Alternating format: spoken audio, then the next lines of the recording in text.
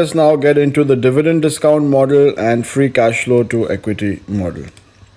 Now, first of all, the whole challenge is coming up with the terminal value, because see, let's say I ignore this terminal value and you're basically calculating the value of all future dividends forever, right? So how are you going to do it?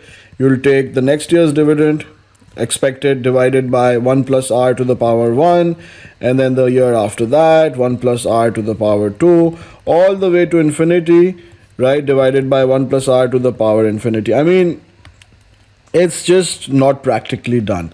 So what happens is that at some point you have to take a terminal value assumption that, okay, at the third year, right, at the third year, what will happen is that I'm going to use the Gordon growth model. So D3 divided by R minus G, which is the Gordon growth model, will give me V2. And I'll just V2. And I'll just add that V2 to my D2, and that will give me the value at 0. So this is essentially what we do in real life, that I will not make a financial model till infinity. I will make it to the year till my company reaches a sustainable growth rate. Now again, what is that sustainable growth rate? And why does it have to be less than R? Otherwise, obviously, number one, this denominator will become negative. But more importantly, it will always be less than R. Because what is R? R is the required return on equity. And as you will learn with the capital asset pricing model, if you already don't know it, the return on equity is the risk-free rate plus the beta, which tells us how much risk there is in that stock compared to the market as a whole, multiplied by the return on market minus the risk-free rate, which is basically this thing is called equity risk premium, that how much does a stock market on an average pay more than the risk-free rate, multiplied by how risky this stock is as compared to the overall stock market, and that is the equity risk premium for this particular stock. But you add that on top of the risk-free rate, right? And the question is, where is the risk-free rate coming from then? So risk-free rate inside it has a real rate, right? And your inflation component, and this is coming from your quants material. And this growth rate, that what you are assuming is going to be there forever and ever. This is a sustainable growth rate. So it's usually going to be close to the real growth rate of your economy. Because I mean, think about it. How can a company grow forever at a particular rate, which can be more than what its economy is growing at, right? And how do you know what the economy is growing at? That is where this real rate is coming from. And if a government offers a higher rate than the real rate plus inflation, then we say, oh, it's a contractionary monetary policy. And if they lower it, we say, oh, it's an expansionary monetary policy. But this is not an economics learning module. This is an equity learning module. The point I'm trying to explain to you that this growth rate is something that is going to be there forever and ever. And it's definitely going to be less than this R, because this R has inside it the risk-free rate and a premium, and the risk-free rate has inside it a real rate, and that's what this G is going to be close to. So you will always have a G which is small, number one. Number two, you can only use the Gordon growth model once your company reaches that sustainable growth rate. Now that might be in 3 years, that might be in 10 years.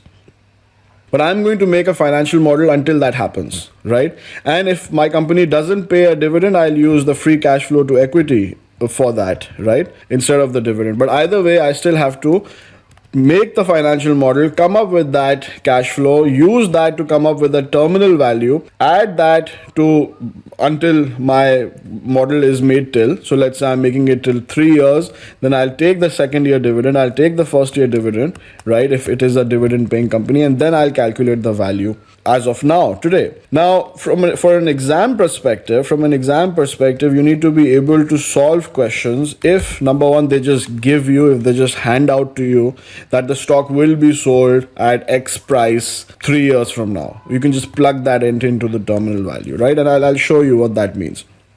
So let's have a look at this example that there's a stock. It's going to give you a dividend of 1, 1.5, 1.1, 1.2, and then it's going to be sold at 20.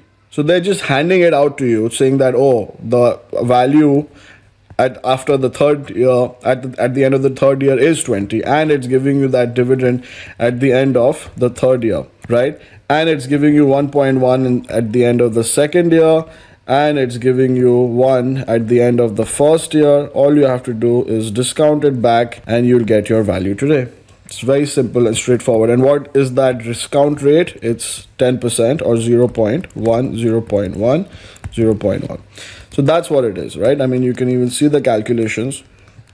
And of course, no need to manually do it. You can just use your calculator to do this as well, where you can plug in the cash flows. 1 for the first year, 1.1 for the second year, and 20 plus 1.2, so 21.2 for the third year. Plug in the interest rate, calculate the net present value. Cash flow 0 is 0 because we're not buying this stock right now. If you were buying it, then you would put a negative value here, and then you could then figure out if you're making money on that or not. Anyways, so yeah, this is a simpler version.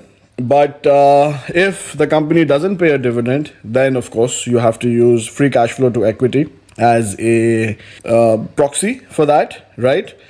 And what is free cash flow to equity? So again, I mean, from a cash flow perspective, there's cash flow from operations, cash flow from investing, cash flow from financing, and whatever is my cash being generated. And this is something that we've discussed in FSA in a lot of detail. All of that cash flow is not available for my equity holders, right? I might need to do some investment to keep my business running. I might need to invest in some fixed assets, right? So I need to take that out, because that money is required by the business to keep itself alive. Then after that, whatever is remaining, I can take, and even I can pull some money from the banks through cash flow from financing, right? So if this is positive because I've taken a loan, this is negative because I've invested in my property, plant and equipment, but net of that, right, and whatever is my cash flow from operations, I can actually take that and pay myself. It's available for me as an equity holder, and I can calculate the present value of all of those, and then I can, say this is what my company is worth. Now, when is a free cash flow to equity model more appropriate? See, if you are a small investor, you really don't have a control over the free cash flow to equity, right? The only cash you'll ever get is if they pay you a dividend, right? But if you're a big investor, then you control the company and you can control the free cash flow to equity. So a bigger company, a bigger shareholder would then be more likely to use FCFE oriented valuation, but a smaller shareholder would ideally use dividend discount model, because the free cash flow means nothing to them because they can't access it, right? They'll only get it if the company pays a dividend. But of course, if there is no dividend policy, if the company doesn't pay a dividend, then the only option we have is to use free cash flow based models, right? And what is the discount rate that you have to use? So FCFE is of course going into the numerator, the discount rate is going in the denominator. But what is that discount rate? That is coming from your capital asset pricing model. Again, required return on equity is the risk-free rate plus the beta, which tells you how risky this stock is compared to the average stock market, right, on an average. And then how much the stock market on an average pay more, the return on the market is how much is it more than the risk-free rate. So this is called the equity risk premium, multiplied with the beta, which tells you how risky this particular stock is, how volatile it is, right? So if you take the covariance of the stock with the market, and then you divide it by the variance of the market, so you find out basically that for how much the market moves, how much does the stock move in relation to the market, right? That's where your beta comes from.